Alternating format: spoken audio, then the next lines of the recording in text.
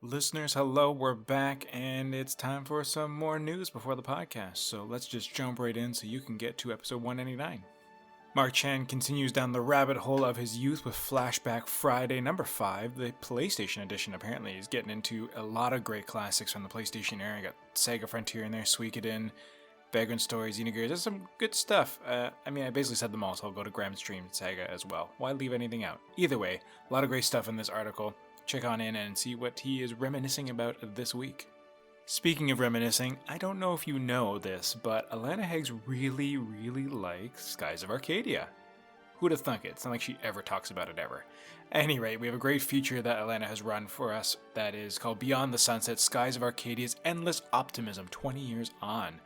Just a beautiful look back that, watch out, it's got some spoilers in it, on the Skies of Arcadia called Classic from Sega. And if you want to hear her passion and love for it, then go have a read of this. And finally, the last big article that came out was this huge piece that Zach has been putting together with the team for ages called Defending Champions, the best RPGs of every year since Dragon Quest in 1986.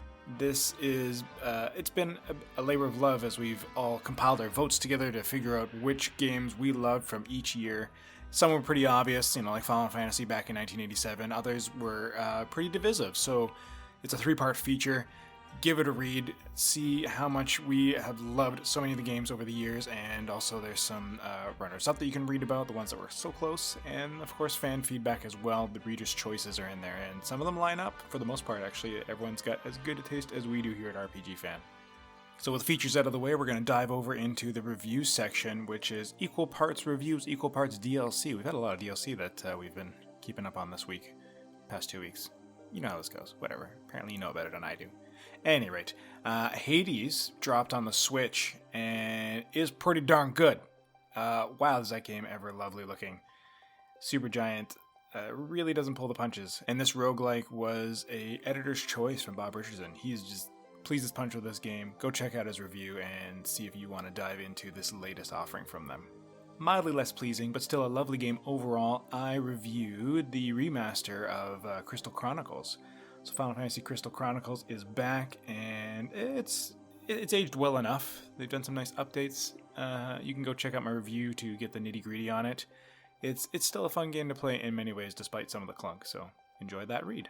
Our last full review comes from Zach Wilkerson. There's been a couple different games coming out called Robotics Notes, Elite, and then there's also Dash, which is coming later. But right now, Zach has reviewed Elite, and it's a really promising game. A nice little VN for you to dive into. And I look forward to seeing what he says about Dash as well. And then, like I said, we had a bunch of DLC. We got 3 different DLCs. The first one comes from the Banner of the Maid, the Oriental Pirate DLC. And you can sleep on it if you want. If you want more Banner of the Maid, then grab it. If not, Des Miller says it's not necessary, but it's nice to have, I guess. Jono Logan, my lovely co-host, was reviewing the Peril and Gorgon DLC for The Outer Worlds, and overall he likes it a lot. We got a video review of that one up as well, so if you want to read it, you want to watch it, you got options, but it's more of the same, but it's still good stuff, adds some good story, and you can go shoot some bad guys on an asteroid. What's not to love about that? And once again, more reviews from Bob Richardson, who is also just a very busy player for us. He got into Neo 2, the Tengu's Disciple DLC. More of the same, but it's real great. If you want more Neo 2 and you loved the game, get this one. It's going to give you some more great stuff to play with, some more environments, more character options, and you will have some more Oni to take down. And that's it. Get on into episode 199 of Random Encounter. Go. Do it. Or not. You can just hit pause now and that's it. I don't know if you just live for the news. You make your own choices. Anyways, enjoy the episode.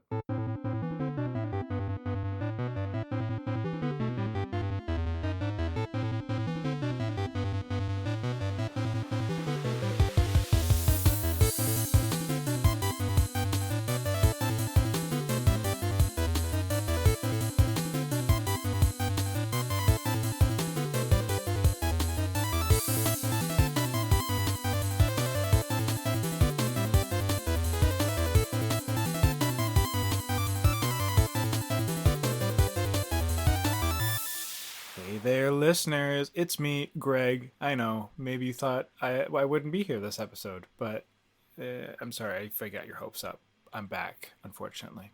I'm kidding. People like me, you're all very kind, and I appreciate it. But we do want to do some special episodes coming up. But right now, we're here for 199. We're almost on the we're literally on the precipice of episode 200. And after that, yeah, we want to do some fun special stuff. But right here on 199, 99, my power is over 999, whatever. You know what? I'm not even going to take that again. You're just going to have to suffer through all that. Take that, everybody. I am joined by my co-host, Jono Logan, today. Hello, and I am eagerly exciting episode 200 like a kid on Christmas Eve. It'll, you know what? We'll get into that in a second, actually. But I'm glad to have you with me here because someone's got to keep my brain in check. Quinton O'Connor, who is new to the podcast and new-ish to the website, is joining us today. Quinton, welcome. Thank you. It's good to be here. I'm excited to be here for the first time on the precipice. Not quite 200, but, you know, the 99 is always monumental too, so I'll take it. Well, exactly, and the further this episode goes, it's going to be like 199.25 closer, and then 0.5, and then like you'll almost be it. Almost. You'll hit like 199.99% of the way to 200. Yeah, this episode's going to be like the paradox, where you go halfway to your destination, then you go halfway again, and you go halfway again, and you go halfway again, and halfway again, and you're never actually going to reach it, but you're always going to get closer. Story of my life. That's why I'm here. You can be Sam Gamgee. This is the closest I've ever been to episode 200. Yep, and then at the end of 200, we're just going to throw Seleuci into the volcano. And that's how it ends. Our precious Seleuci. At any rate, Quinton, we are getting Quinton into our Google Hangouts chat as we do for our podcast episodes. Quinton has a great Gmail address that references Emilia Clarke, but he was being very clear that he's not actually Emilia Clarke. But we were kind of secretly hoping the hilarity of what if Emilia Clarke was secretly working at RPG Fan in her downtime from Game of Thrones / the pandemic. And that just would have been the funniest thing if just Quinton had joined the voice call and been like, I'm actually Emilia Clarke. Would have just been the most hilarious, mind-blowing thing. You know, the whole thing, it's a whole thing, you know, with the capital W and the capital T. A few years ago, some of my friends noticed that I just wouldn't stop talking about Emilia Clarke, and they were like, okay, you have an issue. And I was like, I accepted that issue, you know? I really like her as an actress. It's cool. So eventually people were like, maybe you are Emilia Clarke. And I was just like scoffing at first, and then, you know, you take what you can get in life, and I was like, maybe I am. So... And then you Scooby-Dooed them all and took off your face, and you really were. Exactly. And now we're here. Old lady Emilia Clarke! And now we're here. It's like I have a friend named Connor, actually, who is an ex-boyfriend of a friend of ours, and he goes on Facebook as Rachel Lee Cook, which was really weird when Rachel Lee Cook added me on Facebook. I was like, what the? I was like, what is? Huh? And so yeah, Quinton's dad is the lead singer of Trooper, and he used to get like hassled on Facebook like all the time from hardcore Trooper fans. So then he changed his name to Rachel Lee Cook. And then now it's just hilarity and confusing and just a long-standing joke. It came up once, and then my friend Simon, we were playing a role-playing game called Fiasco. And Simon, in every one of his scenes, would always try and reference a Trooper song just to drive him nuts then for the rest of the night. It was great. Anyway. Frankly, I feel like I'm playing Fiasco every single time we record a podcast. Except it doesn't end in tragedy. Or does it? Or does it? Anyways, video games. We're here to talk about those. But the thing I was referencing earlier, Jono, is speaking of Christmas in episode 200, what's on your wish list for episode 200? Well, I think that a couple of presents under the tree would be nice. A few presents under the tree, some stocking stuffers. I don't have the budget for that, I'm sorry. We'll just have to talk to Mike. Mike, can you buy us presents? All right, everybody, Christmas. Click on all of RPG Fans' monetization links and send us money for the podcast. It's perfect maybe for advertising. Episode 200, we'll get Mark Chan to set up an OnlyFans account for us. You know what I find funny? Actually, we referring to something we were just talking about. It's the idea, like the Emilia Clarke thing. I bet there are like pretty big celebrities who are nerds. I bet at least one site like RPG Fan or another site along those lines, like a genre site that doesn't pay, might have a celebrity working on it, but they don't go by their name. They're just like Just a pseudonym. on the down low. Like Chris Evans is on a, I don't know, Sailor Moon fan site or something like that. That'd be incredible and not shocking. Don't promise me things you can't deliver. I need that. Oh, now I need someone to like do that whole Sailor Moon meme that was going around where all the artists were doing that scene from Sailor Moon in their own art style, but now it's just Chris Evans with her hair. I think it'd be great if you just took out the entire section with the where he becomes Captain America and just replace it with like the Sailor Moon transformation scene. He is the that'd be one incredible. called Sailor Moon. He is the Captain America we all need. Yep. We have been playing games though, and Quinton, have you ever dabbled with FTL? I have not, and I feel like it's one of my great sacrileges. I really need to. My laptop really needs an upgrade, but I have watched videos, and I usually don't watch gaming videos, so it's telling when I watch a lot of videos on FTL that I really need to play it. So please talk about it. I could see it being compelling to watch. Yeah, just like the randomness of it all. It's like watching a weird top-down episode of Star Trek, I guess, in some regards. Yeah. At any rate, as Jono keeps cracking the whip at me at the reviews department, where I totally don't sign myself up for things voluntarily. Figuratively speaking. I saw That's your Christmas present. Yeah, I saw Star Renegades back in the Steam Summer of Gaming thing, which again, something we wish to have done a huge video project on, but then life gets in the way. We got too darn busy to get on that, but I wanted to check out so many of the demos, and that was one I never got to, and then it released, so here I am getting to review Star Renegades because it looked amazing. Yeah, it comes from an Ontario-based developer named Massive Damage, and then it was published by Raw Fury, who I love what Raw Fury does, and they seem to lean into stuff that has these really cool pixel-based graphics and just really great style. Like the Raw Fury is all about style, and so picking up devs who are working in such a unique place. So yeah, it just made me feel very reminiscent of FTL and Into the Breach, just with the stylization of the game. And Star Renegade just looked rad with its side-scrolling battles, and it looked really visceral, and then again, just a great graphical appeal. And so playing it, I was surprised by how much it was more of a roguelike, and was bringing me back to my time with FTL, where you kind of visit different planets, pick different paths, so to speak. Not to say like in FTL you don't go different planets, but you go to different galaxies. You have to kind of pick your path there. You can kind of go back at a cost and all that sort of stuff, and everything kind of plays out randomly. You get as far as you can, you die, you start all over again. And Star Renegades is kind of the same, but you throw in some more combat with that and more RPG mechanics than what you have to work with in those games. So if you wanted to have like that happy marriage of like the strategic roguelike with side-scrolling fantasy battle RPG battles, like the JRP style, like this is the game for you, because it is just rad. I was expecting to like it, but I just wasn't expecting to get this hooked. I hadn't looked super hard into it, so I was kind of caught off guard by the roguelike aspect of it. I missed that in the memo. And so when I was going through, I was like, oh, this is what this is? Oh, cool. And yeah, you just get thrown into the story right out the gate. It has a great kind of opening animation cutscene.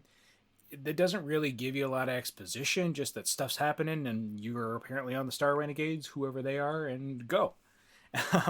But there's a big threat that's doing this whole trans-dimensional jump and taking over the multiverse one dimension at a time. And one of the multiverses that's about to fail, there's a doctor there who sends this little robot, J5TIN, which I just realized when I was writing my notes yesterday, it looks like Justin. So I'm going to call the robot Justin now. So it's a little droid that can travel, has the power to travel between dimensions. And so Justin gets crucial information from this Dr. Zorak, I think, and sends it to basically herself in your dimension. And this has crucial information for how the Star Renegades can combat this trans-dimensional Imperium and take things down. Yeah, And this so, game's speaking yeah. my language. It's speaking mine as well. I have a weakness for anything space right off the bat. Yep. I have a weakness for kind of the space western or epic space, everything that you're describing. So, wow, thank you for automatically putting that on my radar. Just like that. It's my pleasure, and there goes the hours of your life. Yeah. Because it's definitely one of those games that sucks you into like, just one more turn, one more thing, and it's because you can kind of save and quit as you wish, and that's fine. So there's no commitment to have to like finish a run, because a run could take you upwards of 2 hours if you get a good solid, like you can get all the way through. Like I feel like if you could for some reason on your first go complete the game in about 2 hours, but I would be shocked. So anyways, backtracking, you're fighting the Imperium, and that's the whole thing. But you have like this, so you have your hub town, as with most roguelikes. It's this hub, Star Renegade starbase, kind of, or base on a planet or whatever, and you can upgrade. There's a little cantina, which this game has a lot of its references to what it's going for. So there's a little cantina that very obviously has a music that loosely sounds like Figrin Dan and his and the modal nodes, the Mos Eisley cantina. It's very much inspired by that. And you can kind of talk with the different characters that you've been able to recruit into your team. There's a place where you can spend there's 4 different types of like currency for different things. So you can spend intel to like get new party members. You can unlock certain gear that you can get at the start of a run, so that will kind of help you for the next time. And then there's upgrades that you can get that are much pricier, but again, they will help you all the way throughout. I just got one that I've been coveting, which will repair my armor between whenever I camp, which is great because armor is good to have, and I want it repaired. And I find that much easier than a metal detector that finds just loose stuff lying around at night. So I love it when games have that like multiple forms of currency thing. It always adds depth to the experience for me. No matter what the game is, it's definitely key to the strategy. Yeah, just the whole concept, and I've seen it in, say, 4X games, and the way that you were mentioning currency, that's not always a word that pops into my head immediately when I'm thinking I'm going to spend this, like, I'm going to spend on espionage points, I'm going to spend on stealth points, but it's true. It's like the Gil of Final Fantasy, except fourfold, and deep. I love it. Yeah, because the most egregious thing I'd say for currency is usually your free-to-play games, which they're not free enough, because obviously then there's you have your free currency that you can get by actually playing the game, but then there's the premium currency that you pay real money for, which is also a separate currency to purchase this currency. Yeah. And then there's specialty currencies for special event currencies. And it's a big rabbit hole. All right, let me backtrack a little bit and say never mind. I get what you're going for. Never mind. But for the most part, no. Yeah. I understand what you're saying though, because when it's properly implemented, because theoretically, even in Final Fantasy, you have Gil that you can literally spend on things, and then experience, depending on the system, is something you expend, like Tactics or Final Fantasy V, where you would expend job points as almost like a type of currency, right? Yeah, I was just about to say job points, or sort of in Final Fantasy X, when you're getting spheres. Yeah, exactly. Yeah, or there's games like Yakuza 0 where money and experience is the same thing. Oh, that's really smart. Experience and currency systems, experimenting with them and trying to get outside of the norm, as long as it's not free to play, can give a game that extra dimension. Yeah, which in a game about multiple dimensions, that's all they need is more. Exactly. But so you have your different kind of currencies. 2 of them can be expended in the actual hub town to help you just kind of improve your next playthrough. And then you have DNA, which is what you use. It resets with every mission, and that's what you use to level up your squad, whoever you add to your squad. And then you have the money, which you spend at the end of each planet. When you've beaten it, you get local merchants that you can buy stuff to help you continue your run, because that's how the game is structured. So you jump right in, you get to pick 3 members to join your squad, and you start off I think with only 3, but like I said, you can spend intel every time you come back to unlock other characters that can join your squad, so you can kind of play with your initial party makeup. And there's different classes within that. So you have an Aegis, who's really good with shield regeneration and guarding the party. You have the Valkyrie, who is essentially your damage dealing tank. There's the Enforcer, who does a lot of damage and can mark targets to help weaken them, and everybody has kind of their specialties. And the entire game, it actually reminded me a bit of the Child of Light system with its combat when you get into combat, where there's a bar that you can see the whole initiative and you can alter everyone's initiative to help you manipulate the strategy of the battle. And that's what really drew me in, is that whole strategy of the combat, because there's so many times I scraped through where I felt like I was just a bit underpowered to be defeating that world boss or something. But because I used the right tactics with my team, I was able to keep the boss inactive long enough to be able to wail on it enough to be able to beat it. So once you've picked your party and you dive into the planet and you start going on your run, you have a bunch of different paths, because every planet has the goal of, you need to get to the Titan core at the end of 3 days and stop the behemoth, which is going to be the boss. So you have 3 days essentially to build up your party to being able to compete with the behemoth. Now within this map, like I said, it's all divided up into regions, and you have Justin, your little droid, who can breach pathways, and they can breach 3 times a day. Once you've expended all these breaches by choosing your paths, you are then forced to camp at the end of the night. And then the day resets and you keep kind of going. So you choose your path. You have to really look at the entire layout of the map to kind of figure out, well, am I going to go up here so that if I beat this boss, it'll unlock a loot chest so I could get an item.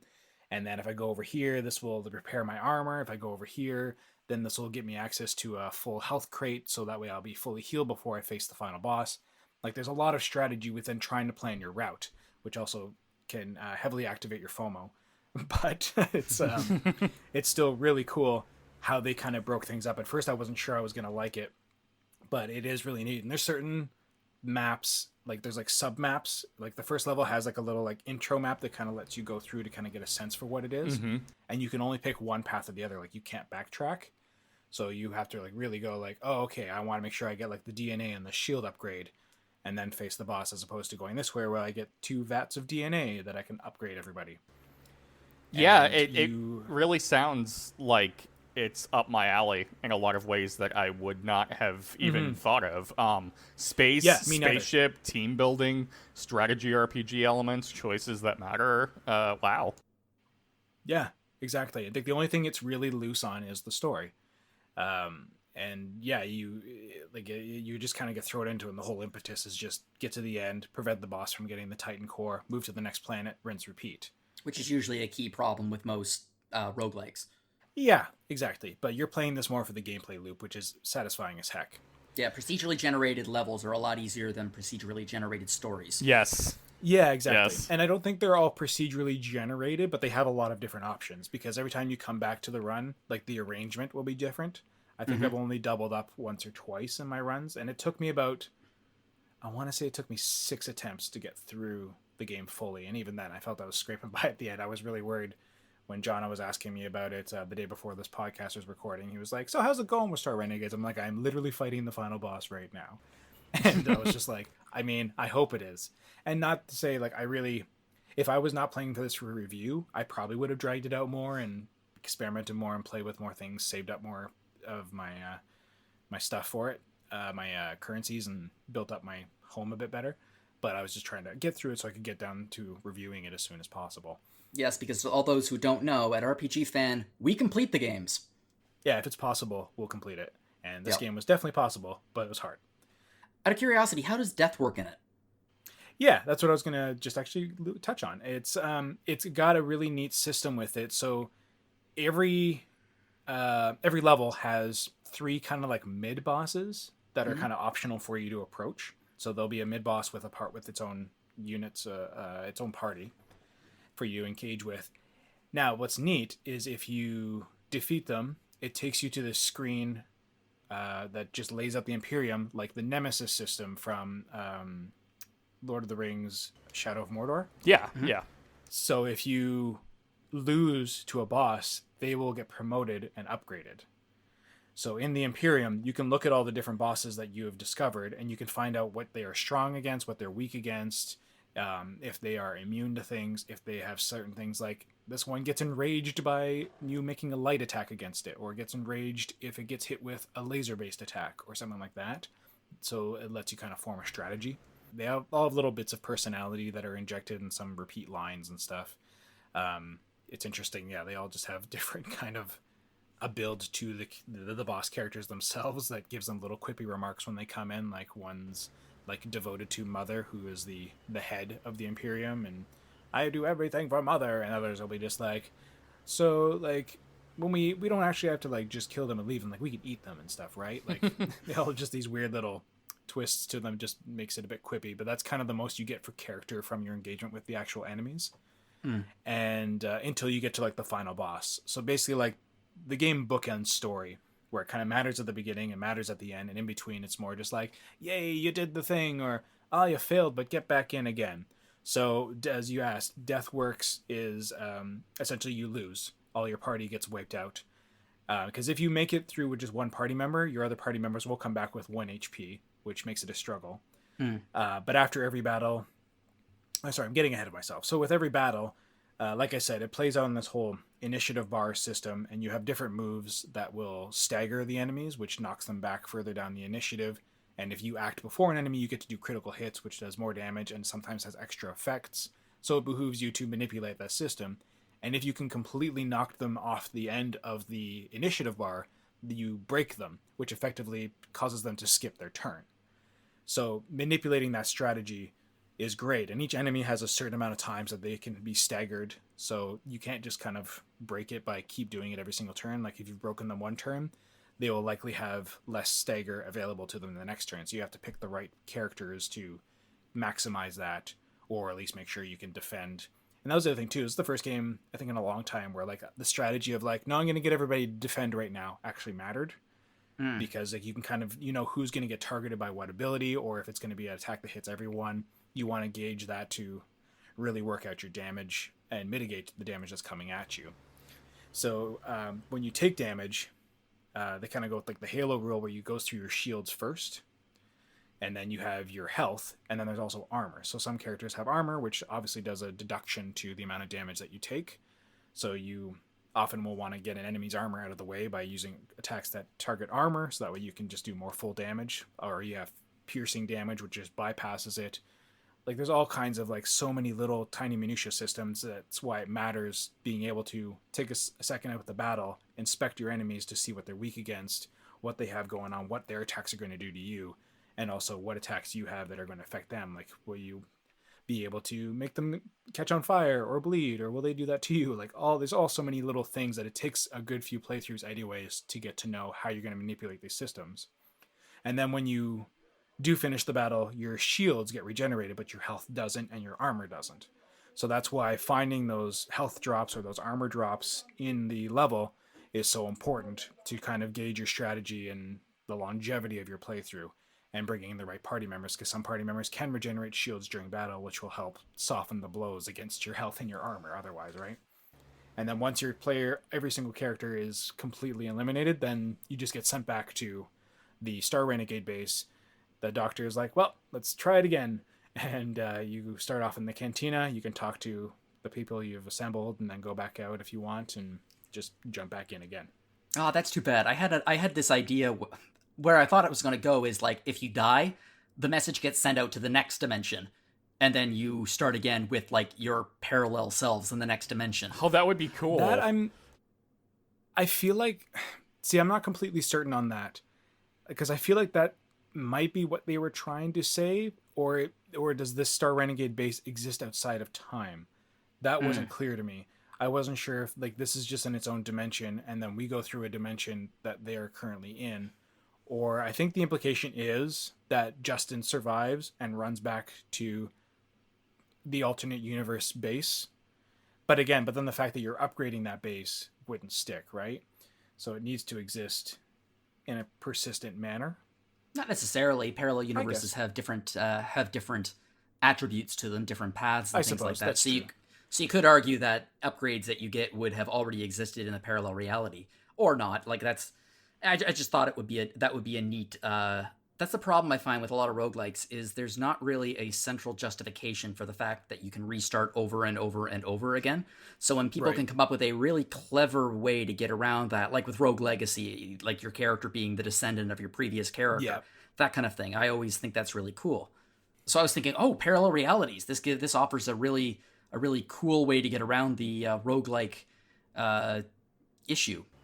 It's one of those things where, like, because I think that's a brilliant suggestion, Jono. It's one of those things where, like, if and when I get around to playing this, I'm going to headcanon it. Like, I'm going to hard headcanon it. And if I ever read anything that just, like, directly refutes it, I'll be like, okay, so objectively speaking, I was wrong, but I don't care. I'm just gonna keep believing it, because, yeah, I like that. Yeah, don't stop believing. Yeah, exactly. Another band that's not Trooper. No. Yeah, so you can unlock the different characters. The other thing that's cool, too, is you get perks based on the amount of intel that you've accumulated through defeating enemies. And that gives you some variety with your different characters as well, because when you select them, they will all have like an alternate version. So like the Valkyrie can either start where when you camp, everyone will get more friendship with you, or you can change them to the alternate, which changes the color palette of the sprite, which is just a fun little refresh, and then makes it so like they have a better shield boost and a better armor boost, for example. So the longer you play, again, you'll have these better options to make these classes more powerful to start with. Every person has 3 different equipment slots. They have their weapon, and then they have just like a module that will... It can be whatever that usually is attack based, giving you like a certain type of attack or just a percentile increase to your attack damage. And they will have an armor or a shield boost slot as well. But the thing is, it's completely random whether you'll even find any of these items throughout, because it all depends on the path you take if you unlock the loot crates. Because once you've unlocked a path on any of these maps in most of the regions, you can backtrack to certain areas, but there'll be a little indicator on certain ones that if you don't clear that area by the end of that day, the next day it'll be completely sealed off and under Imperium control. So that's all part of you weighing out how many breaches will it take me to get to this area. Like some of them, you just, day one, you know you're not going to get to, and you just have to accept. But usually they're not ones with like crucial drops on them. It's more just like an enemies that would just help you get experience to progress on. DNA. Because, you unlock the DNA, which levels you up. And so that kind of helps you weigh out your strategy, whereas some of the other ones will let you backtrack to go a certain route. So then you know that, like, cool, I've unlocked this health crate, but I'm not going to use it right now because I can come back for it later, right before I face the behemoth, for example. Now, as I said, it takes place over 3 days. So between each day, after you've done all your breaches, you're then prompted when you're ready to camp for the night. And the camping is cute because it lets you use these kind of cards that each character has, which adds a benefit for the next day. And it also boosts your relationship between the characters that are sharing the cards. Aww, so that's what I was hoping for. Yeah, it's cute. It's cute. It's like, just a little like campfire talk. And it's also extra cute because Justin sits there in the foreground with a little digital stick with a marshmallow on it over the fire that he just kind of like holograph projects for himself. He needs to fit in. And endearing. He needs to fit in. He wants to be part of the team. Aww. But you get you get these cards that you will share. So like the main character, the main Valkyrie character, she can wow, I'm blanking on their names because they're all like super sci-fi, and you can change them anyway if you want. But she can heal someone's health 50%. So you get like you can get 50% of their health back. And it also will do like 4 friendship points. And everyone has like 3 hearts. And every time you hit a heart, it's a milestone in the relationship.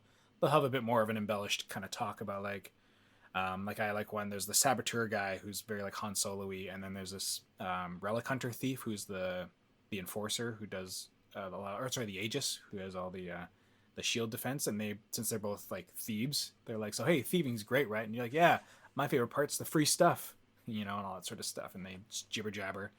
And after that brief little conversation, they will, as long as those two are in the party together, they get a special benefit now because they're friends. So there's like a boost to the shields or a boost to attack.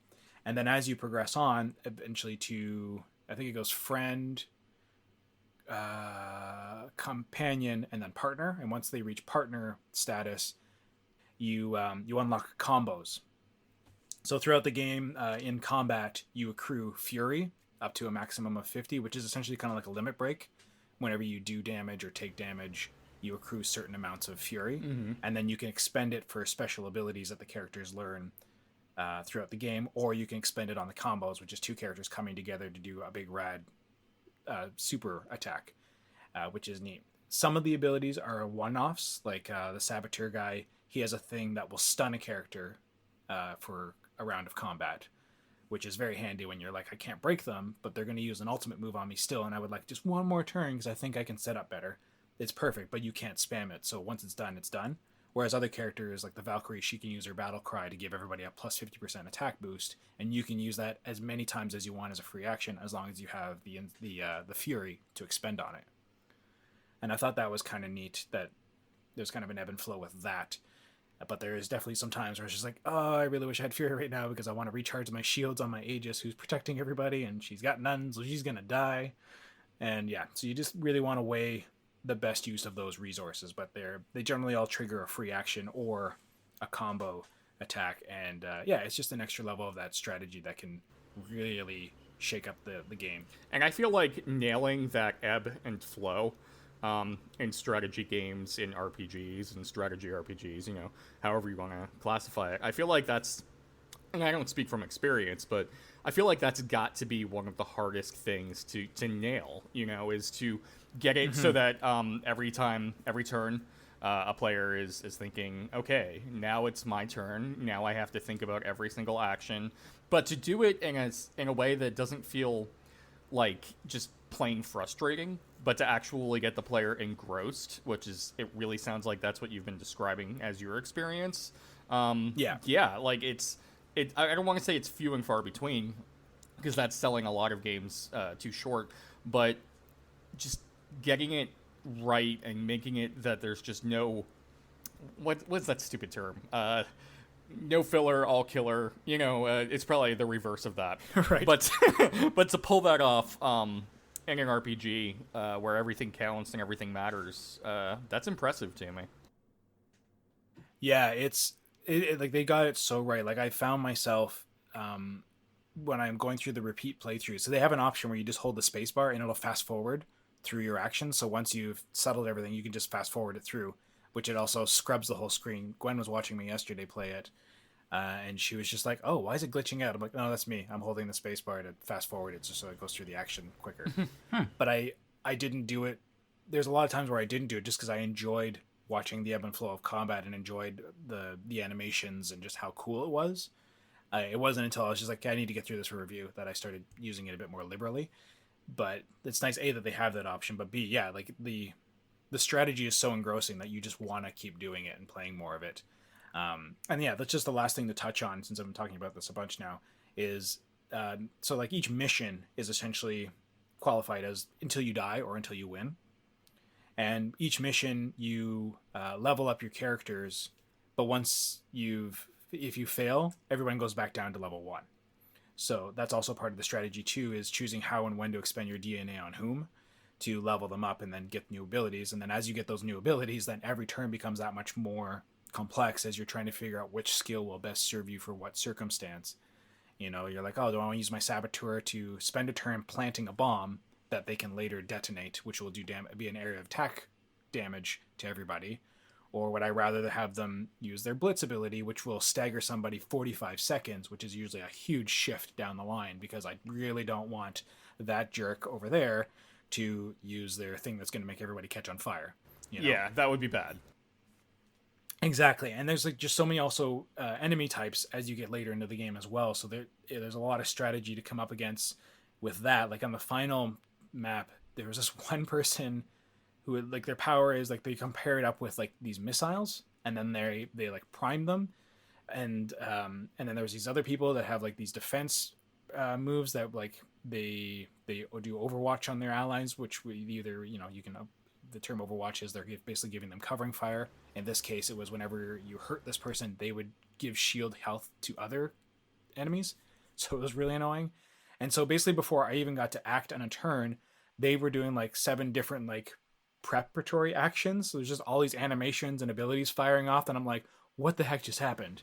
Nothing happened to me. No one was attacking me yet, but I was like, what did they just do? What is going on? And then that's why there's that nice option to like go and inspect the enemies, and then you can look at like what's the boosts they've got, what are the attacks they're prepping, who's being targeted, to really map that out. So even though it sounds from my describing it very overwhelming, there's a lot going on in the game, there's a lot to process. again, Gwen was asking me yesterday, she's like, oh, this game looks cool. Do you think I could play it? I'm like, well, yeah. I just, honestly, I love you. I just don't think you'll be good at it because there's a whole lot going on. And then the more I was playing stuff and looking at stats, she's like, oh, wow, there's so many stats and so many abilities. Wow, that's a lot. I'm like, yeah, it's a lot to keep track of. Yeah. And then I was like, plus, I don't think she's really, at this point, known about the roguelike system. I was like, on top of this, like, you don't really win. You play until you hopefully win, but you're usually supposed to lose. And she's like, what? What do you mean I'm supposed to lose? I don't, like, the concept really like threw her for a loop. It was really cute. I love those reactions. One of my roommates wasn't too familiar with roguelikes until somewhat recently either, and we were talking about one, and for the love of me I can't remember which one it was, but I had the same discussion, and my roommate was just like, wait, no, I don't have time for that. It was just like, just that wanton dismissal, and I feel like I went through that at first as well. And well, I'm starting to like them too. Yeah, I'm starting to like them too. Yeah, you're essentially just as much playing against the game as you are yourself. And that's where it was truly rewarding for me, is like, my very first run through was pre the latest patch that they put out. So the game was just had a default difficulty setting, which I want to say was probably like normal. And I got to, there's 4 stages, for lack of a better term, and I got to the 3rd stage, which was, I was like, oh, cool. All right, maybe this won't be too bad. And then I promptly got eliminated in my next 3 run-throughs, I think in the 1st or 2nd stage, which was also annoying because the boss that essentially, one of the bosses that contributed to killing me in the very first one, nemesised to being like a boss on like the 3rd stage. And like it wasn't until my final like playthrough where I beat the game that I finally got to face them again. And so it took a good couple of trips into the multiverse before I got to face off with them once more. That's so cool. It's like you were the one that got nemesis, like in a way. It's just you fought this guy and you were just like, he's the loser that beat me down, and then just all of a sudden he became this rival figure in your subconscious, I think. And it's just, in some ways, yeah, it's just like you knew all along, like, this isn't even my final form, and you just had to get to him. Like, that would haunt me. I would not stop playing. It's such a neat gameplay loop.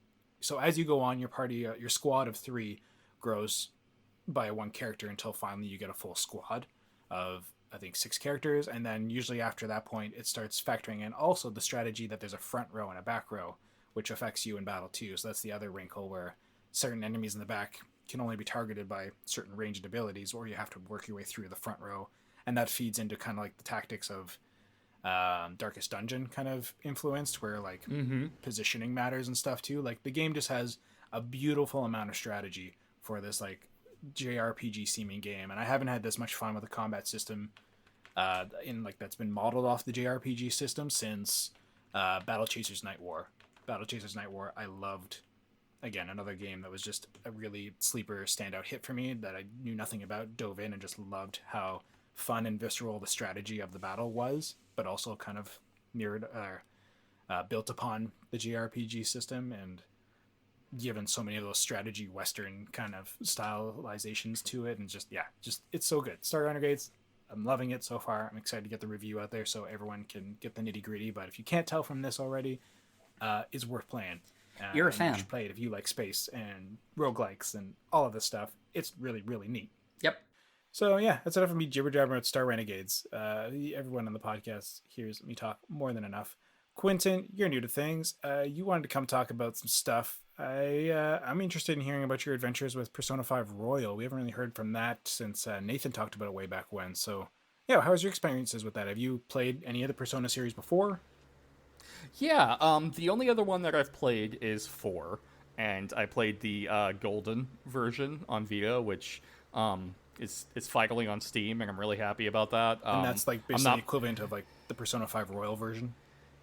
Yes, basically.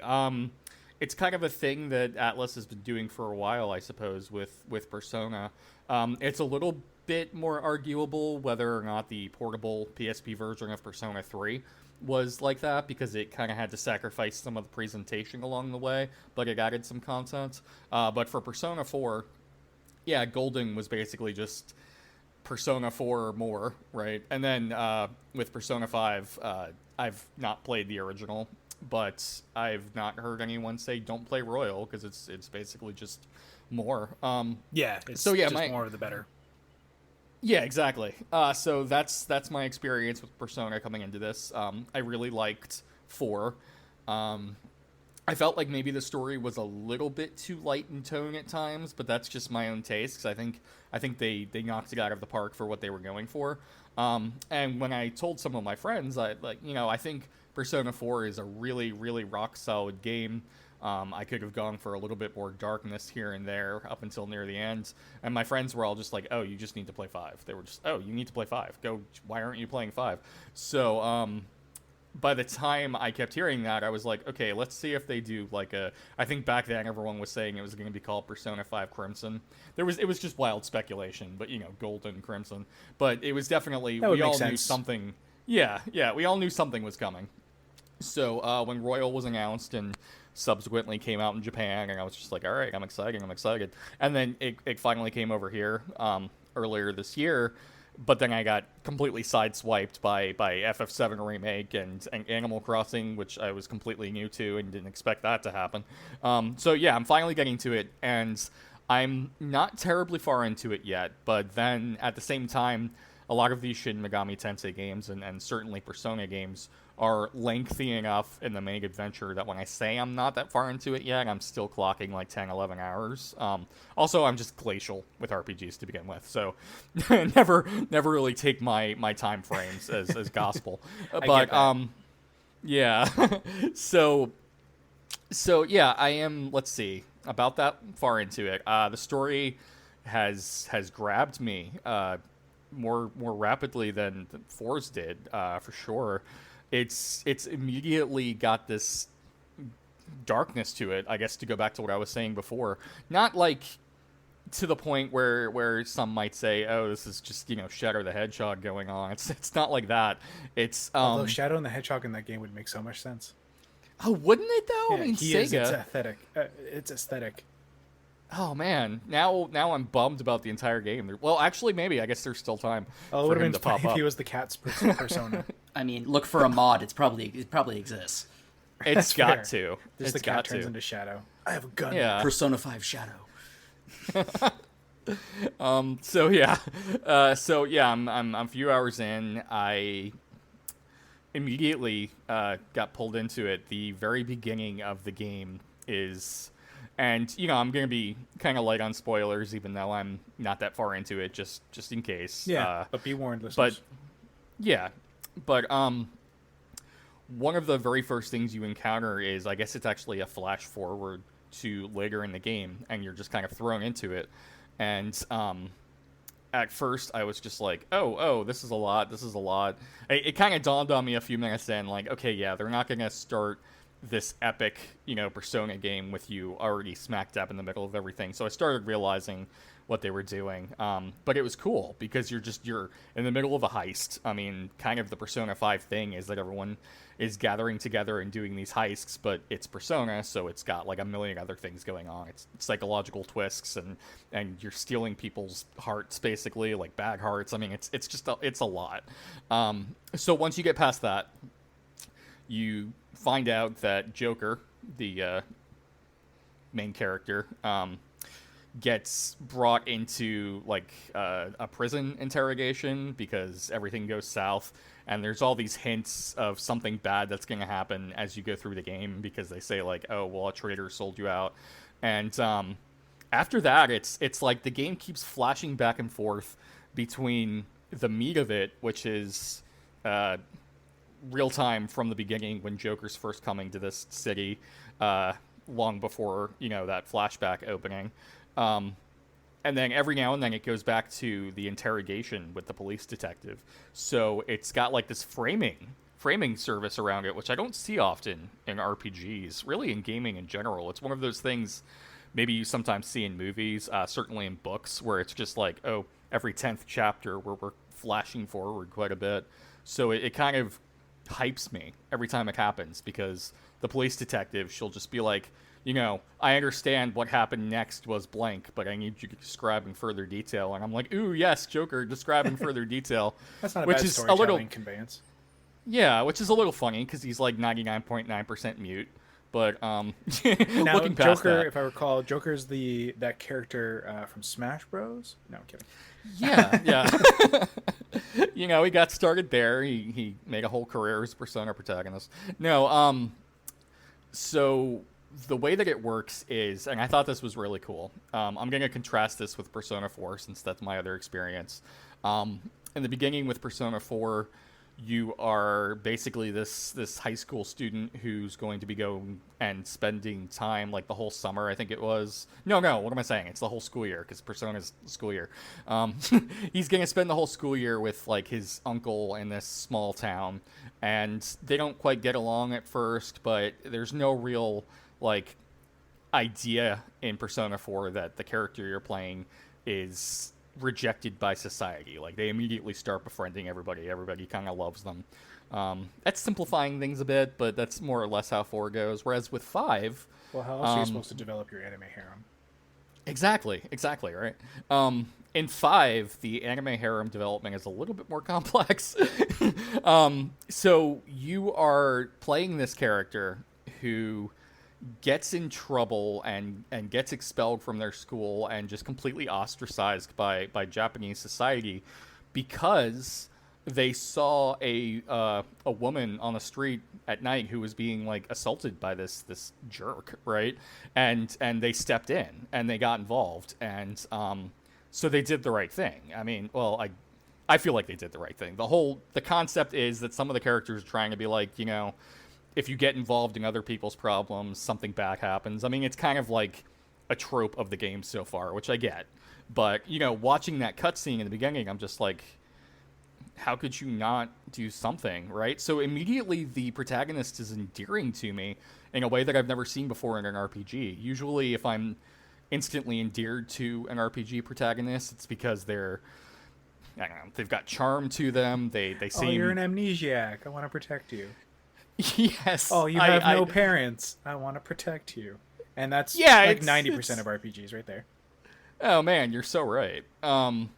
With this guy, it's just like, oh, you've been completely removed from the social norm because you're inherently a good person.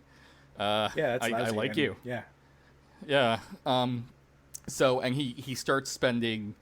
He gets sent to his family friend, and typical epic JRPG fashion, I have a feeling there's a lot more going on there than meets the eye at first. But it's like this middle-aged family friend guy who runs a curry and coffee cafe, which I did not realize was something that people combined. Wow, and say that 5 times fast.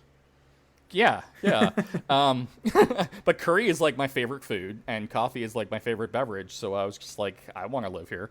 But yeah, he gets sent to, like, just kind of live in the upstairs cellar, and it's a dingy mess, and the family friend guy is just like, he's definitely pushed past his limits in terms of really caring about the world around him, but they start forming this bond right off the bat.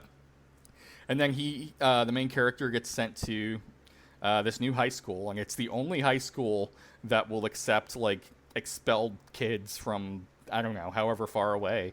So right off the bat, they're just kind of like, the school officials are just like, ugh, we don't want to deal with this. This lowers our image. This is so bad. You better not play hooky. You better not this, that, or the other thing. So yeah, you're already like, also know you're going to be with other misfits, I guess. Exactly. Yes, exactly. And that's kind of the TLDR on where I was heading with that, is that at least at this point in the game, rather than Persona 4, which, again, I liked, but the idea is kind of like, in 4, it's like the people you start forming bonds with are maybe a little in the bracket of I don't quite fit in, but not in a major way, I would say. Whereas with 5, the very first party member you get, this kid Ryuji, is just like, everybody in school hates him, but it's because he did something that he believed was right, that the writing kind of strongly suggests to me was right. So he's not all the ragey? Exactly. It's okay. Nobody needs to indulge that. I'm sorry, everyone. No, I'll indulge it. I'll allow it. And then, of course, there you get this cat. And Jono's like, "You're never coming back on the podcast. Do not indulge, Greg. Do not indulge, Greg. Sorry. It's never a good idea. That's how we end up with 3-hour episodes. Okay. Yeah, no kidding. So yeah, you get about this... Final Fantasy 14. Right. Oh, no. I just started playing that recently. Oh, God, no, get away. Go back to the cat. Leaving. Go back to the cat. Go I'm back leaving. to the cat that turns into Shadow. So there's a cat. There's a cat, right? And I thought the cat was like a girl, but I guess she's not because I don't know. I think it's a guy cat. I don't know. But then the reason I say that, let me explain, is because the cat kind of has this thing going on, and it's one of those little moments in JRPGs sometimes that I do cringe at a bit, I'll admit, where like the cat keeps being struck by how beautiful this female party member is, and it's like, all right, this is a little much, but I get it, it's kind of funny.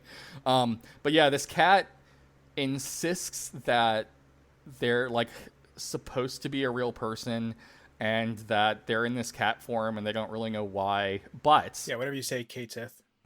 Yeah, right, I know. Here's the part I love. The cat starts showing up in the real world rather than like the shadow, dimension thing that's going on, this weird thing that's involving the main plot stuff.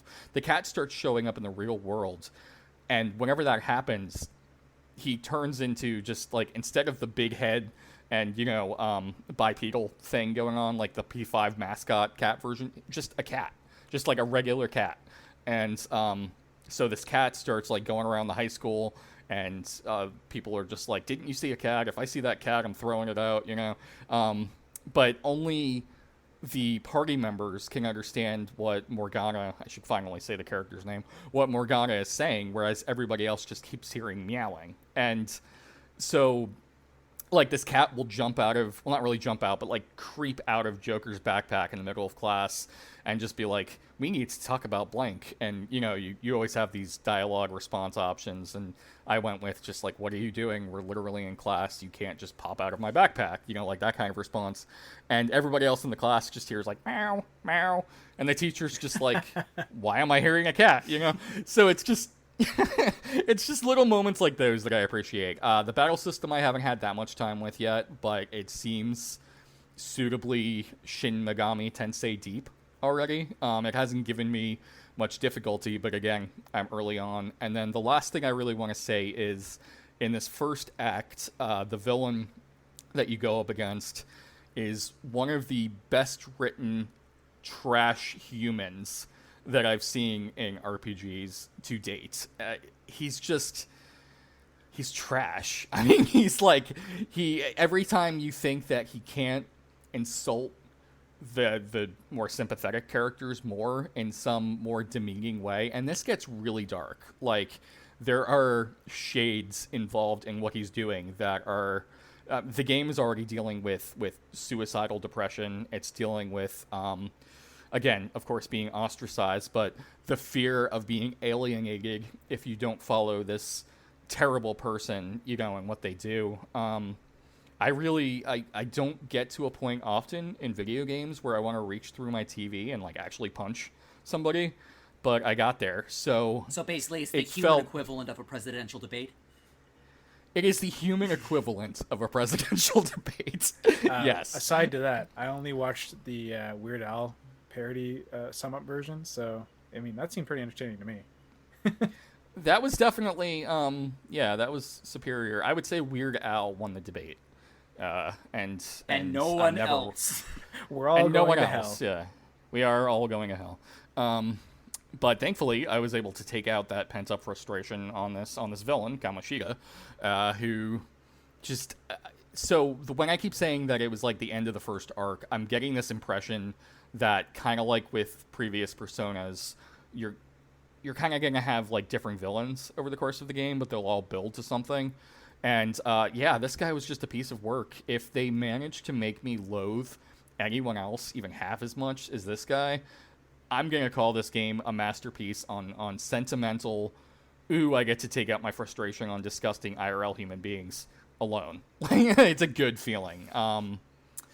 Yeah, the music is great. It's catchy. You spend a lot of time navigating around this fictional representation of part of Tokyo. I did get incredibly confused trying to figure out where to go in the train station parts, but that's the reality over there if you're not from around there, or even if you are. So I feel like the gameplay, it wasn't really supposed to confuse you as much as it confused me. Maybe it was just me, but I've heard other people say, like, I got stuck in the train station for 20 minutes trying to figure out where to, like, transfer.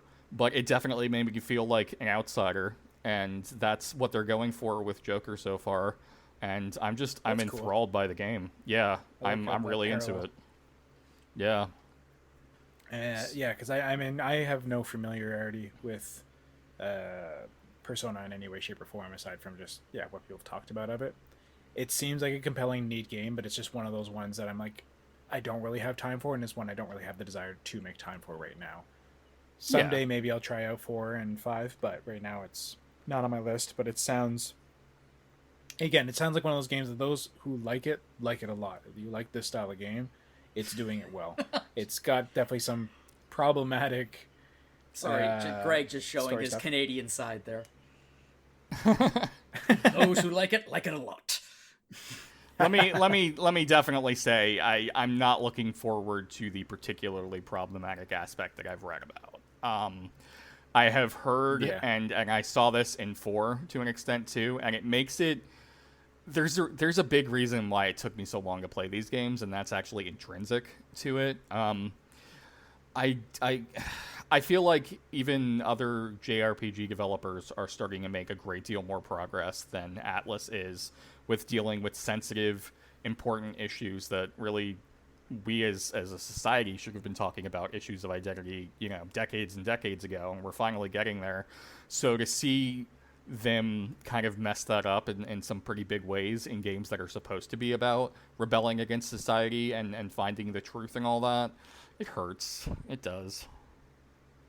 Yeah, and I really hope that their next kick of the bucket, like, I don't know if it's just set in for them in a cultural way that they just don't see it happening and they're just being tone deaf, or if it's just a hierarchical thing like the Hallmark Channel had a very openly bigoted and racist CEO, and now they've stepped down, and hopefully we'll see a change. I mean, things were slowly changing. People were apparently seem to be getting through to the upper management there, but now there's bigger changes, and it could be that case too, where just upper management is just not wanting to budge on their own fundamental lousy values. I don't know what it is. I really hope so. But if that's the case, it probably will take a little time for it to, I guess, trickle down to the rest of the organization. I mean, that's the problem. The person at the top sets the tone, and even if everyone in the organization doesn't usually care for that person, just removing that person usually doesn't fix matters. In fact, sometimes it can make it worse. Yeah. I mean, just take a look at Roger Ailes and Fox News. Roger Ailes died, and I don't think anyone could say that Fox News suddenly became, Mm-hmm.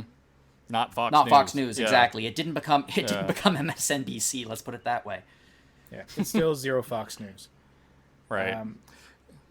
I've heard that the localization, because I know the localization was changed up a bit, and they had some kind of like the actors come in, I think, and redubbed their scripts and stuff for Royal. And I've been told at least that the blatantly kind of homophobic scenes, and there's a couple of them, have been rewritten for the West. And I can't say yet whether, because I haven't encountered them yet, whether they're still going to feel really bad or not, but it still kind of hurts my heart, because no matter what, because just because they've been rewritten for the West, that kind of means, like, the Atlas localization teams over here are like, hey, so some people weren't really fond of homophobia, but it doesn't change the fact that it's still going on with the guy at the top, over there. Mm-hmm. Exactly. So, and like I said, it's unfortunate. It's highly unfortunate when that happens regardless, but when you see it happen in a game that so far to me seems to be knocking it out of the park in terms of issues of identity in other ways, it's really befuddling. It is what it is, I guess, but it kind of sucks. Yeah, it kind of does. Yep. It's going to be interesting to see how this is handled in the future, because we've been seeing what we've been seeing in television, especially lately, episodes are getting pulled from the air, they're getting pulled from streaming services because they are dealing with problematic content that at the time was still problematic, but people were less aware of it. Like, one of the best episodes of Community ever made was the Dungeons and Dragons episode, and it's pulled. You can't get it on streaming services now because one of the characters was wearing pseudo blackface in it.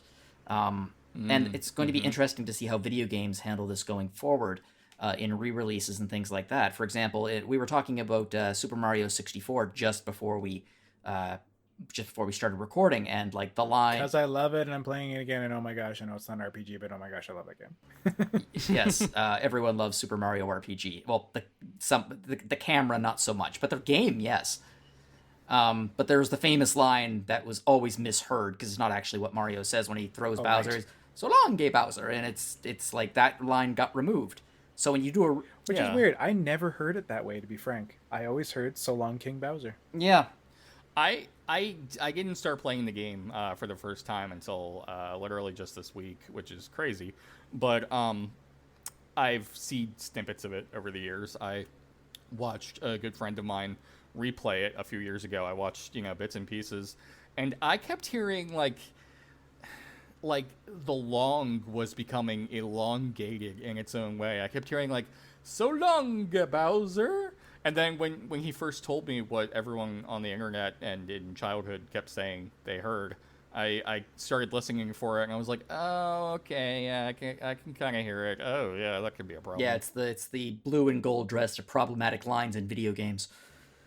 Mm-hmm. But it got cut, and I mean, I don't have a problem with that, because, a lot of people were misinterpreting it, even though it wasn't what they said, so they could have either clarified the line, but they might not have had a high-quality version of the recording anymore, or they could cut it, and it's not like it's particularly missed, and it's not like it hurts the game.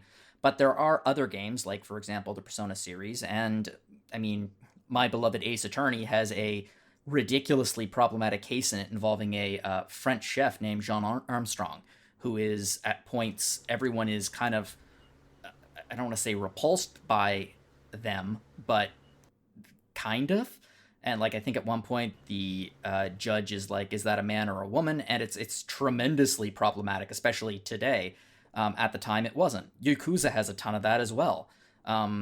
There's a mini game in the 5th game, which got cut from the re-release, where a trans woman is chasing Kiryu around the city. And oh, geez. Yeah, exactly. And I mean, ha, funny that there's someone in a dress who's chasing Kiryu, but obviously re-releases need to deal with that stuff. But when it's intrinsic to the plot, that's where it becomes an interesting question of what they're going to do in the future when a lot of this stuff is simply unacceptable in video games. Like, my personal preference is,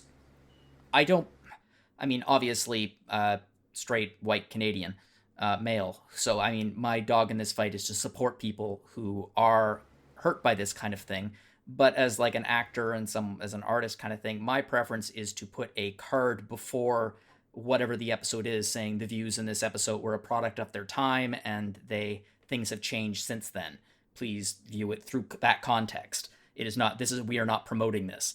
That's what they do with, that's what they do with Warner Brothers cartoons and like Disney cartoons from the 1930s, 40s, and 50s. Whenever there was a problematic element, they try to put it into historical context. So I guess they could try to do that with video games, but it's kind of weak sauce if it's a central plot point. Yeah, that's interesting. I hadn't thought about that as a possible antidote for some of it, but exactly when it's kind of at the beating heart of a game, that's something that's just, you can pull episodes of Community, although at least in that case, because I'm familiar with the episode you're talking about, it was a very good episode. I think it would make sense to do what you were just saying, with the card. And I think that would work in that case. But yeah, gaming as a medium, it always seems to add more layers to the onion in terms of how things can be handled like this. And what's a good example, would you say, of a game where really problematic elements are like right at their core? I feel like there's one at the tip of my tongue. Catherine? There it is. Yeah. I mean, that's a recent game, too, with a recent re-release, which apparently made things considerably worse. I think the most famous example is the Atari game where you are a cowboy, a naked cowboy, and you are chasing after Native American women. And it's just like, yeah, that... Oh, wow. Yeah, that game doesn't deserve to be anything but a historical footnote in books about video games. Actually, honestly, can anyone... This is a question, like, for our audience, do you think there are any significantly problematic video games out there in terms of themes, central themes, not like periphery things like, well, So Long Gay Bowser, but like video games that can't be quote-unquote fixed, that need, if they're ever re-released again, need to be released in their historical context because they just don't work anymore, and the cultural values in them are harmful and hurtful to groups of people who don't deserve anything remotely like that? If you can think of any, send them in. I don't know. I'm just curious. I can't think of anything else super egregious myself, but that also could be because I viewed it through a certain lens, so it may not have been problematic for me for all I know. Same. Yeah, admittedly, same.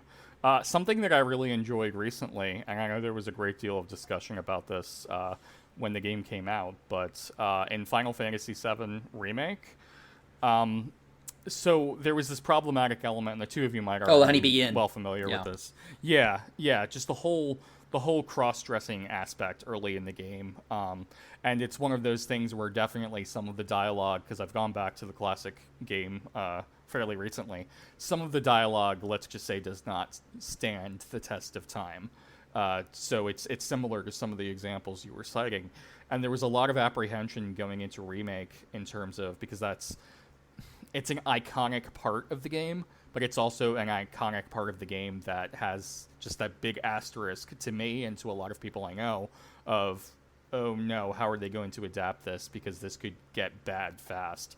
And at least in my personal opinion and my personal experience with this, I thought they did a surprisingly decent job at not only kind of putting a bandage on the obvious wound of how that was portrayed in the original game, but even, I don't know if maybe I'm reading into this too much, because I always want to be a little bit apprehensive, especially with just, Japanese RPG studios where, look at Atlas, basically. I don't want to give credit where credit isn't necessarily due, but I feel like the writing in Remake just completely normalized and even to an extent celebrated concepts of just letting go of toxic masculinity and just being who you are. And again, that's just my reading of that section of the game, but coming from someone who went into that, and I love Final Fantasy VII, but coming into, I was going into that and I was thinking at best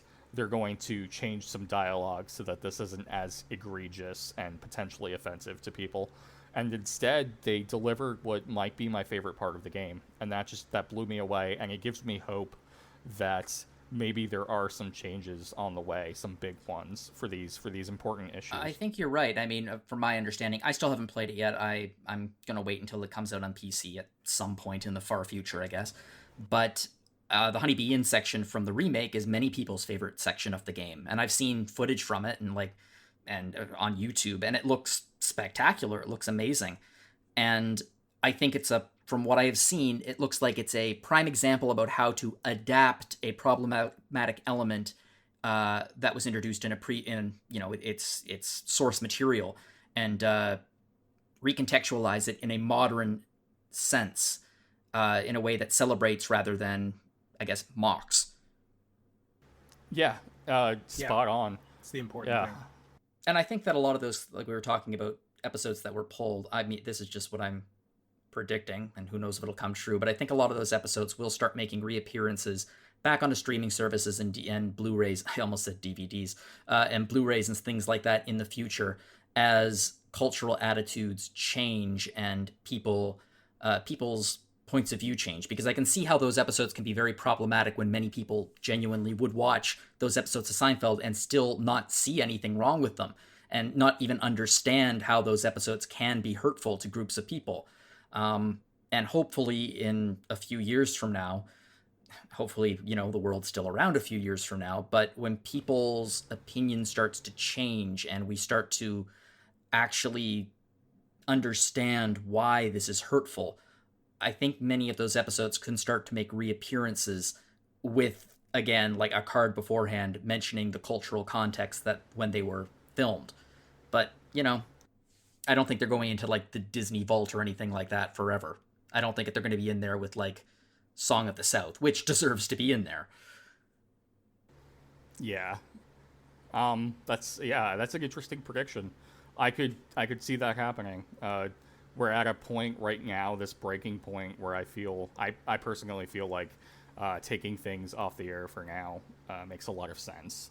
But once it's possible that praying here, ironically or otherwise, that a greater number of people in our society truly understand what the problem is, yeah, it could be viewed again through a cultural, historical lens, and that might be good enough. Right now, it's just everything's a mess. I mean, without getting too far off track, everything's a mess in the podcast. Everything's a mess. And I mean, I'm not going to lie, it's a matter of working on myself. My first instinct when I heard that the Dungeons & Dragons episode was going to be pulled, my first reaction was one of vague outrage. Like, that's one of the funniest episodes and arguably the best episode of Community. I can't believe they're pulling it. Why are they doing that? And I genuinely had to stop myself and think, okay, why are they pulling it? And think about that and consider my own opinions and prejudices and what I was blind to. I mean, obviously, educate yourself, go online, read about these things.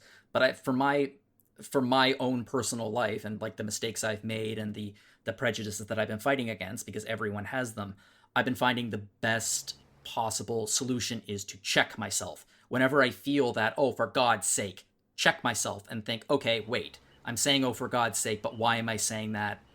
And from that, I can basically reflect on my own behavior and my own opinions.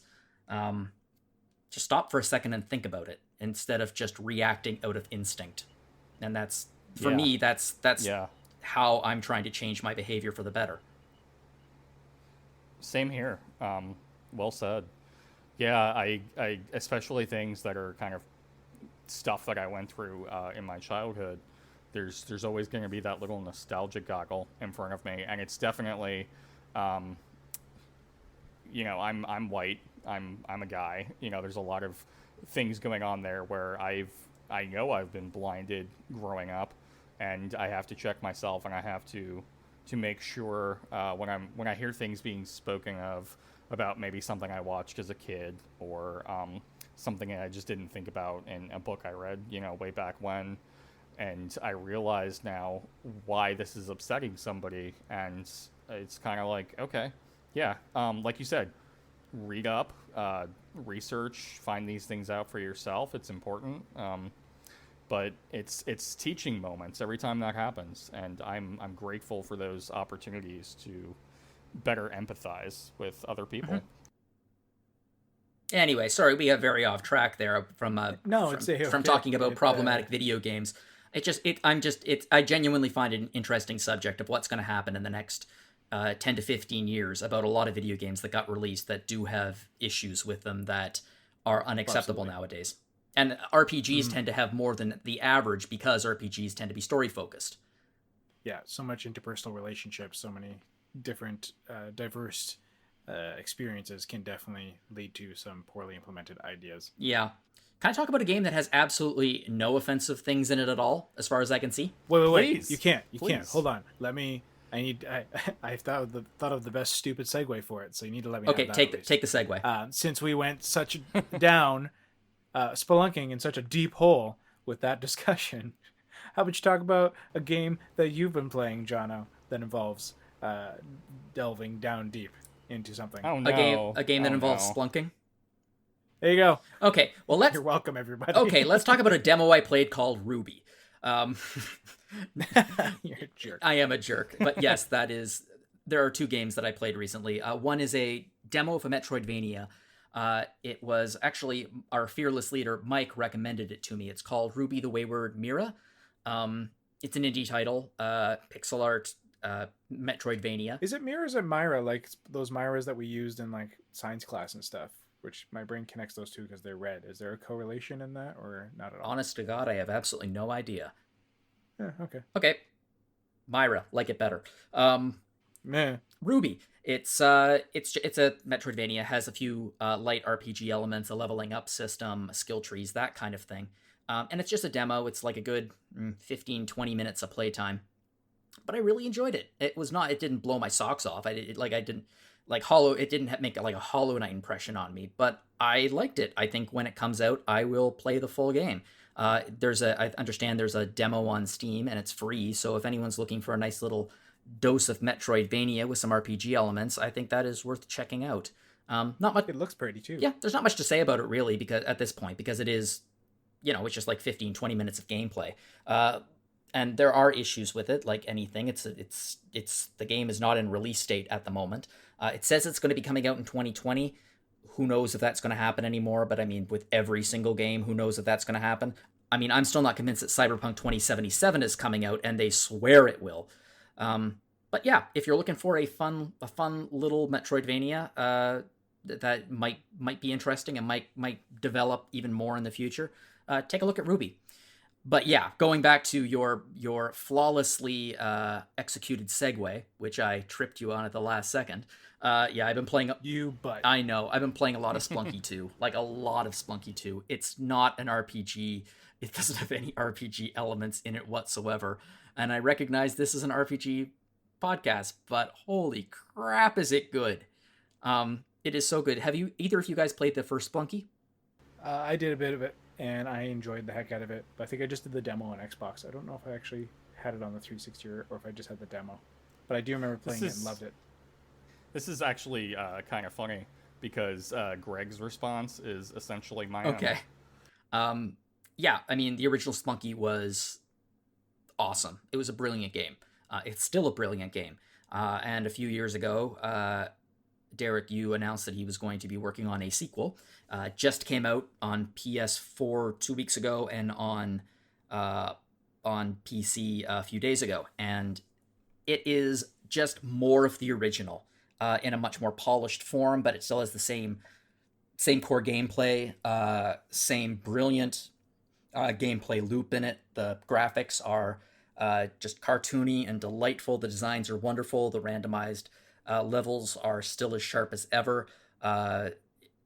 And he has just tightened it up in all of the places that mattered. So rather than being a full-blown reinvention of Splunky, like this is not Mario 2 to Super Mario Brothers. This is an evolution of what Splunky was, and it's a brilliant one. It just takes it, and a couple of days ago I was on the top 10 years in RPG history retro encounter, and I mean, hopefully it's aired by now, but I talked a lot about what makes a perfect sequel. Like, is a perfect sequel more of the same? Is a perfect sequel an evolution of the gameplay? In my opinion, a perfect sequel is a game that eliminates the need to play the game before it, unless it's for like story or that kind of thing. And in that sense, I think Splunky 2 is a perfect sequel. It's a roguelike. It is frustrating as hell in places. It's so hard. You're going to die more times than you can count on the first screen, let alone the first level. But just like a brilliant roguelike, the more you play, the better you get, the more you learn, and slowly you make your way to the next level, and to the next level, and the next level, and eventually you're hopefully going to be able to complete the game. If anyone enjoyed Splunky, if anyone loves a good roguelike, if anyone loves a really tightly playing side-scroller, Splunky 2 is a must-buy. Holy crap, it's fun. You know, having seen like the trailer for it several weeks ago, I think the thing that struck me the most, and this applies to the original Spelunky as well, but I just love the obvious dichotomy that goes on with these games between these charming, cartoony graphics that just kind of like suck you into this world like it's everything's sunshine and rainbows, and then death. Yes. I think it's like roguelikes at their peak are the good old cartoon violence. Yeah. I personally like when it's a Tom. In many cases, it's like a Tom and Jerry cartoon with blood. Yes, exactly. But it's I highly recommend it to both of you. And the nice thing about Splunky 2 is it's a real game you can, pick up, put down, pick up, put down. There's a story, but it's certainly not like right at the forefront like Greg was talking about earlier with Star Renegade. The story is not the reason you're playing this game. You're playing this game for the mechanics and the challenge and the fun of it. And in that sense, it's just a perfect slice of platforming heaven. A little chef's kiss there. Mwah. You sold it. You sold it to me. Exactly. Anyway, that's I've been playing a fair bit of Splunky 2 the last couple of days, so I haven't exactly been. After I finished the demo, I have one or two games that I need to get into for review, but this is just I can't stop playing. That's good. I feel that, and I was definitely going to be in that same rabbit hole with Super Mario 64. Mm-hmm. But then I had reviews to do and other video projects, and yep, you all know how it goes. But yeah, so that's about it. I mean, the only other thing I wanted to say is just because it's somewhat adjacent to our coverage is just Steve's from Minecraft is in Smash Bros. Now. That's ridiculous. I think it's going to be great. I think that I know that a lot of people are upset they wanted other characters in it, but what Smash has been doing, my partner loves Smash, and I think that Steve is going to have some amazingly unique mechanics that it's going to completely that looks change. so weird to put in there. It's going to completely change the gameplay. Yeah, the map, everything about it just looks so cool. Yeah, and I think that the developers, rather than looking at it and saying what character would be cool to put in Smash in the visual sense, I think they're asking themselves what character's mechanics would be cool to put in Smash. And obviously, in that sense, Minecraft is wow, that's crazy. I never would have expected that, but it's there now, so I'm excited to see how it integrates with the currently existing gameplay. Yeah, me too. It's one of those things where I've never really delved too deeply into Minecraft. Obviously, it's a cultural phenomenon, and I think it's a really cool concept, and it obviously sort of opened the floodgates for all sorts of cool games thereafter. But I have everybody who's into Smash maybe has their little list of dream characters to pop in, and I kind of understand if someone's just like, oh, well, that's one less shot for so-and-so, but it happens. But I'm with you. The developers almost certainly had to have looked at this from the perspective of, how do we make a fun game even more fun? And it just looks like it's going to be that. But that brings us to the end of another episode, I would say. We are coming up, I'll take full responsibility, like I very poorly alluded to at the very beginning of the episode. 200 is upon us. Next episode, we're going to do something special. We've had some little email feedback on what we could do with it, and I think we've more or less settled on an idea that hopefully everyone will enjoy. Mm-hmm. We will announce stuff on the website too as we get closer to the execution of these ideas. Because it might involve you fans. You never know. It might just. I don't know quite how we're going to do it all. We have to test some things out. But just keep your eyes peeled on the website and on all of our social media, which, as always, you can find RPG Fan on Twitter, Facebook, Instagram, streaming on Twitch. So someone out there will have information for you. Mm-hmm. And if you do want to squeak any last-minute ideas on or shout-outs or whatever, just tell us we're doing a dandy job. Or me, I need to shut up with my terrible segues. I mean, they're not like Steve and my rank bad, but they're still pretty bad. You can email us at podcast@rpgfan.com. I am G Delmage on Discord. I am Greg Delmage at Greg Delmage on Twitter and everywhere else. Jono, you can bug Jono places. Where can they bug you, Jono? You can bug me. You can send me an email at jlogan@rpgfan.com, or you can find me on Twitter at JonoLogan. And Quinton, if people want to discuss things with you, where's the best place to find you? Oh, let's say Quinton O'Connor at rpgfan.com. There you go. Easy enough to get us all in our emails. Care of Amelia Clark. Exactly. Yes. If you want to send pictures of Amelia Clark to Quinton, now you have his email address to do so. I'll never say no to that. There you go. Other podcasts, we mentioned Retro Encounter. Go check that out. See what game journals are going on. They hit 200 ages ago. I mean, he's going to be rounding the corner on 300 very shortly, and Mike, I'm sure, will do something bombastic for that as well. But if he keeps going at the rate he's going, he might actually beat us to 200.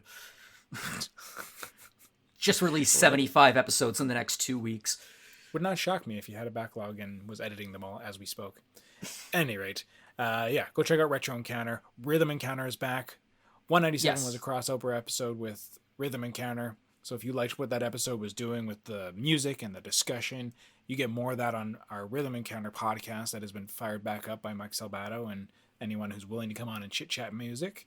So go check that out. And then Hat and Eric are on top of all the latest RPG news and gaming industry updates. So go check out their podcast, Phoenix Edge, and their live recordings on Fridays, if I'm not mistaken.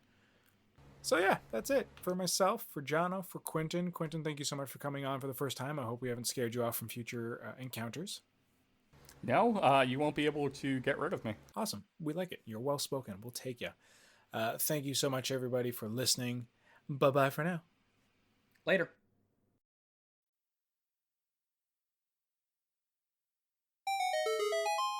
Yeah. And there we go. Sorry.